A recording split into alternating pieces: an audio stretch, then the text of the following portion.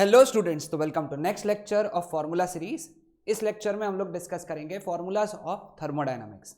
तो हमारा सबसे पहला फार्मूला है वर्क डन का। Work done in thermodynamics W that is given by integration P dV limits VI to VF। ठीक है, ये फॉर्मूला तब यूज करना है जब P का इक्वेशन दिया है, वैल्यू नहीं दी है, P का इक्वेशन दिया है in terms of V। Okay, दूसरा फॉर्मूला है इसका P इंटू डी वी या फिर P into V F minus V I. ये फॉर्मूला तब यूज करना है जब तुमको स्पेसिफिकली वी एफ और वी आई के वैल्यूज दिए हुए हैं, है ना, वैल्यूज दिए हुए हैं, फाइनल वॉल्यूम इतना है, इनिशियल वॉल्यूम इतना है और प्रेशर इतना है। समझा? तो ये दो फॉर्मूलेस हो गए वर्क डन के। अब आते हैं change in internal energy. Change in internal energy का एक ही फॉर्मूला है, that is n C V delta T या फिर n C V T F minus T I. ठीक है, ये दो फॉर्मूलेस है किसके? चेंज इन इंटरनल एनर्जी के। सी वी यानी क्या है? Molar specific heat at constant volume.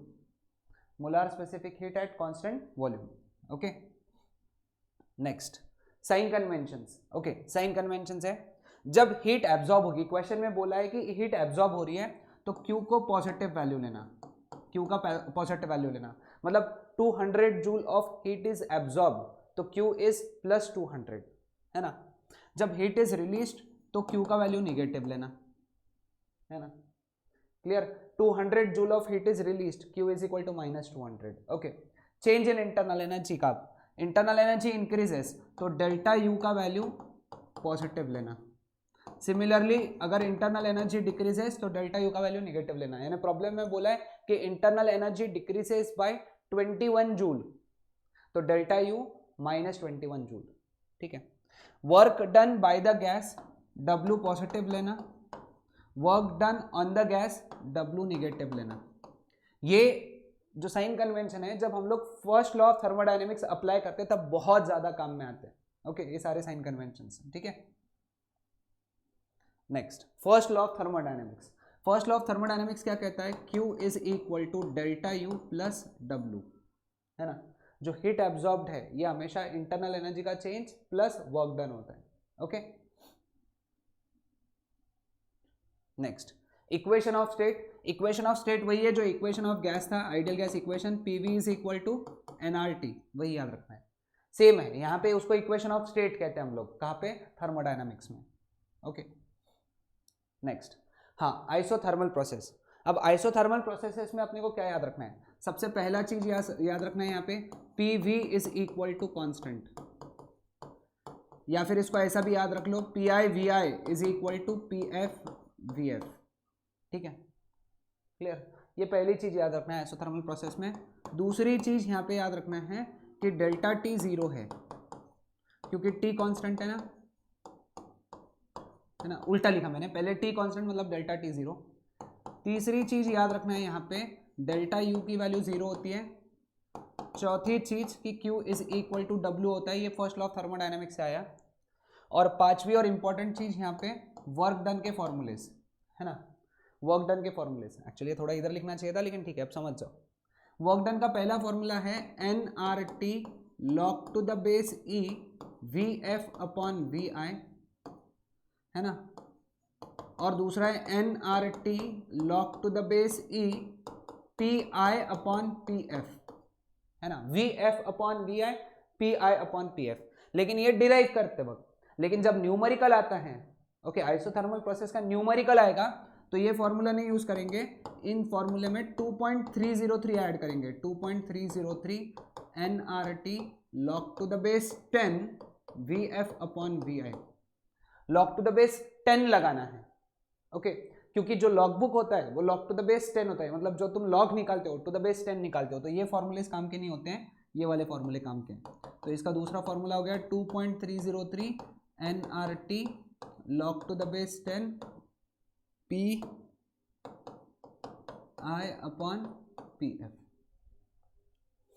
ठीक है, ये हो गया आइसोथर्मल प्रोसेस का equation. Heat exchange during isobaric process. Heat exchange during isobaric process Q is equal to NCP delta T या फिर NCP TF minus TI। Isobaric process दिख गया क्वेश्चन में, तो Q का ये इक्वेशन यूज करना है। Okay, heat exchange during isochoric process. Isochoric process में Q is equal to delta U होता है, तो NCV डेल्टा T मतलब NCV TF माइनस TI। ठीक है, और दूसरी चीज इसमें वर्क डन जीरो होता है, ये याद करके रख लो। आइसोकोरिक प्रोसेस में हो सकता है इस पे एमसीक्यू पूछ ले, वर्क डन जीरो होता है आइसोकोरिक प्रोसेस में। Okay, adiabatic process. Adiabatic process के लिए सबसे पहला PV raise to gamma is constant, है ना। इसका मतलब क्या है, PI/VI raise to gamma is equal to PF/VF raise to gamma, मतलब V को ही गैमा का पावर गैमा लगा है, P को नहीं, है ना, दोनों मिला के नहीं है। दूसरा है TV raise to gamma minus 1 is constant,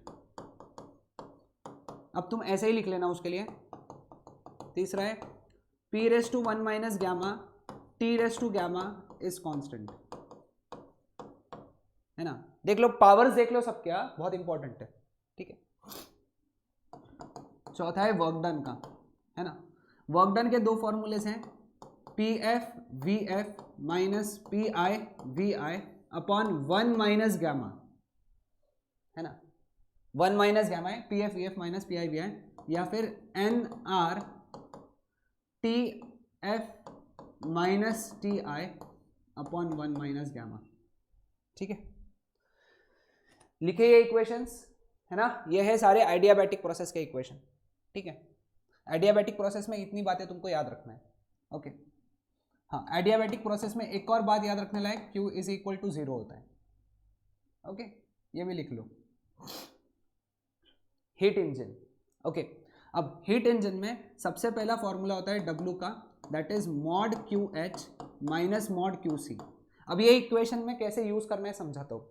तुमको हीट इंजन में बोलते हैं कि इतना हीट एक्सट्रैक्ट किया हॉट रिजर्वायर से, इतना हीट रिजेक्ट किया, है ना।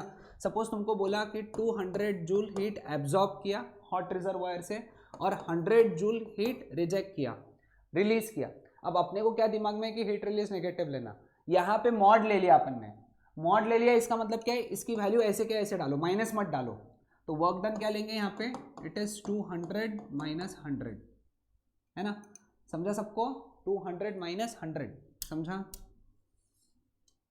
तो मैं वापस ये फॉर्मूला लिख देता हूँ, mod QH minus mod QC, है ना। इसका मैग्नीट्यूड मतलब ये वैल्यू वैसे के वैसे रखना है।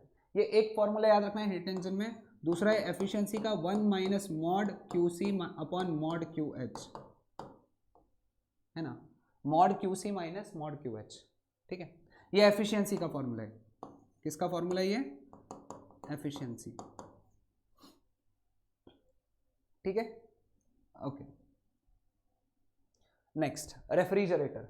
रेफ्रिजरेटर में भी पहले इक्वेशन वही है, mod QH minus mod QC work done का, है ना, है ना।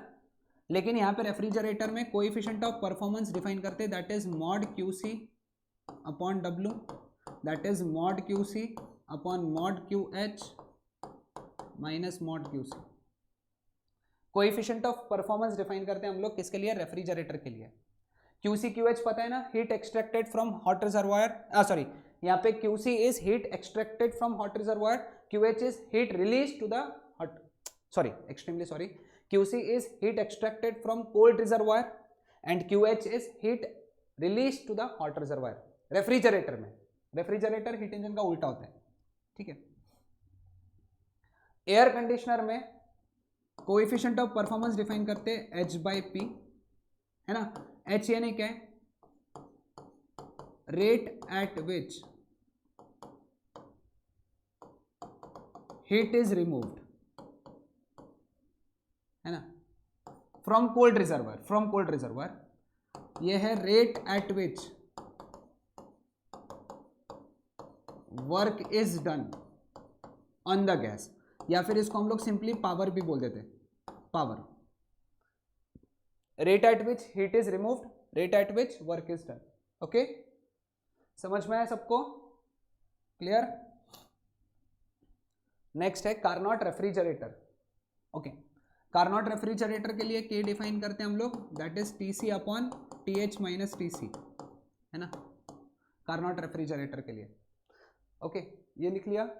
एक्चुअली ये लास्ट हो गया, लेकिन एक और चाहिए था यहाँ पे मैं लिख देता हूँ कार्नोट इंजन। इसके बाद में एक और स्लाइड लिख लो, मतलब स्लाइड नहीं, तुमको स्लाइड नहीं लिखना है, तुमको एक फॉर्मूला लिखना है। कार्नोट इंजन, उसका efficiency 1 minus TC by TH, 1 minus TC by TH। TC यानी temperature of cold reservoir, TH यानी टेम्परेचर ऑफ हॉट रिजर्वायर। ठीक है, तो ये फॉर्मूला हो गया कार्नोट इंजन के लिए एफिशिएंसी का। तो आई होप आई गेस तुम लोगों को समझ में आएंगे, ये सारे इंपॉर्टेंट फॉर्मूलेज है थर्मोडायनामिक्स के। नेक्स्ट लेक्चर में हम लोग बात करेंगे important formulas of oscillations. Okay, till then bye everyone.